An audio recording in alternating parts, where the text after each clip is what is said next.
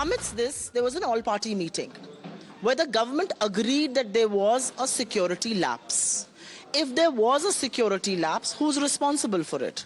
Mr. Kharge has simply raised questions on intelligence failure and failure of security that the government has itself admitted. So what is the BJP making this brouhaha about? The BJP has to stop indulging in this petty troll level politics.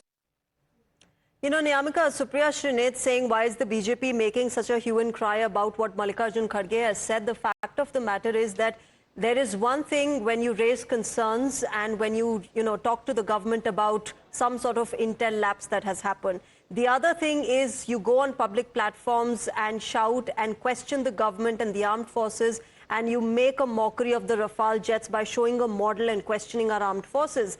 Those are very two different things, two separate things, and perhaps the opposition is losing the plot here when they say that we're just asking valid questions, when actually they're questioning their own government at a time when they should be standing solidly with the government.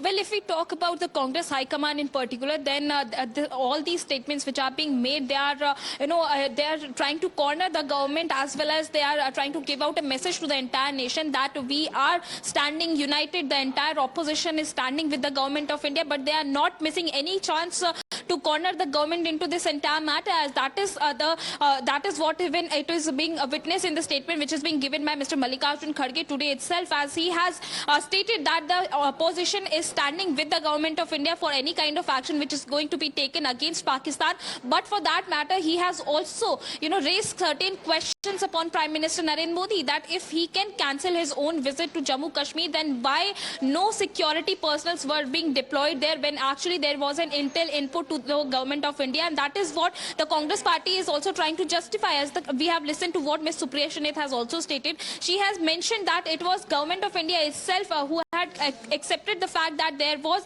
a security lapse in the all-party meeting, and that is what is being repeated by the Congress president, Mr. Mallikarjun Kharge, as well. But the question arises here is that why this kind of politics is going on at this particular point of time. That's right, Niyamika. Let me come back to you, Niyamika. We're also getting in a